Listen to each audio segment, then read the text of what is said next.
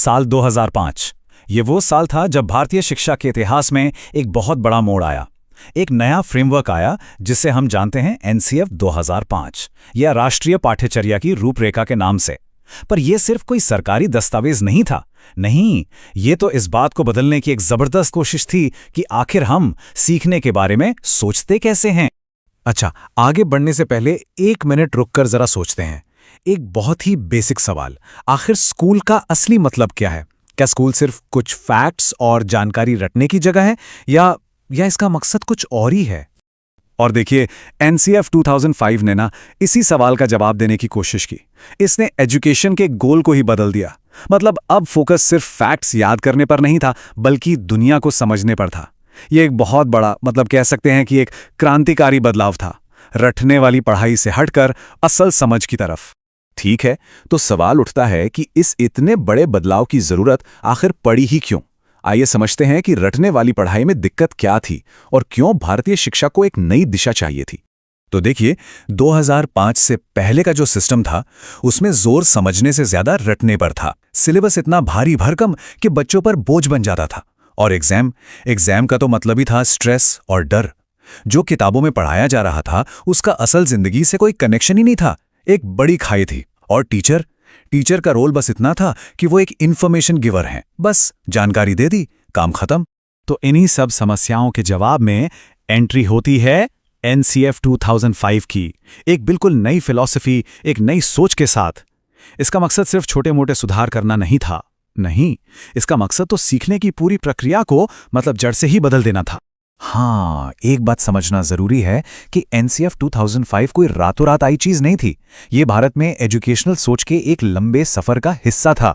देखिए, 1975 में पहला एनसीएफ आया, फिर 1988 में अपडेट हुआ, फिर 2000 में एक और रिवीजन हुआ। लेकिन जो 2005 वाला यानी चौथा एनसीएफ था, वो कुछ अलग था। वो अपने साथ एक पूरा का पूरा वैचारिक बदलाव लेकर आया।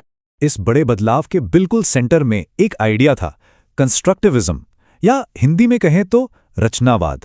अब ये क्या है? इसका बहुत सीधा सा मतलब है कि सीखने वाला कोई खाली बर्तन नहीं है जिसमें आप जानकारी भर दें।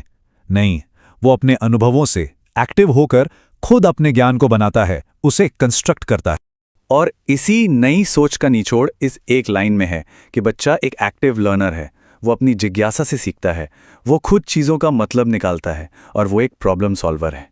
ये वो सोच थी जिसने शिक्षा को टीचर सेंट्रिक से हटाकर चाइल्ड सेंट्रिक यानी बाल केंद्रित बनाने की तरफ सबसे बड़ा कदम उठाया। तो ठीक है, फिलॉसफी तो बहुत अच्छी है, पर ये सोच, ये आइडिया असल में क्लासरूम तक कैसे पहुंचा? इसका जवाब मिलता है एनसीएफ 2005 के 5 गाइडिंग प्रिंसिपल्स में। कह सकते हैं कि एक नए तरह के क्लासरूम का पूरा ब्लूप्रिंट थे। ये जो 5 सिद्धांत है ना, यही एनसीएफ की आत्मा है। चलिए इन्हें एक एक कर देखते हैं।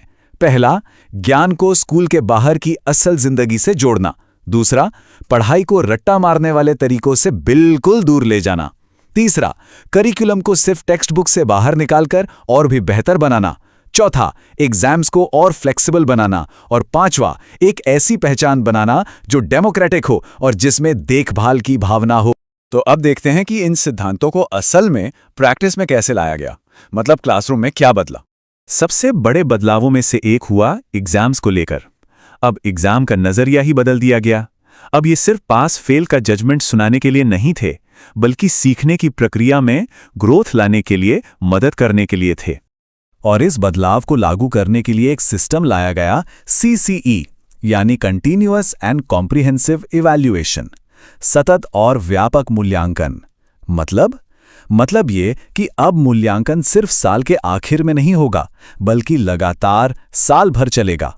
और सिर्फ पढ़ाई का नहीं, बल्कि बच्चे के विकास के हर पहलू का होगा। तो फर्क साफ है।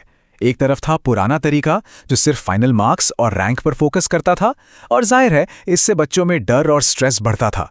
दूसरी तरफ था ये नया तरीका जो लगातार फीडबैक देने पर, सुधार में मदद करने पर और ये पहचानने पर जोर देता था कि बच्चे को सीखने में असल में दिक्कत कहाँ आ रही।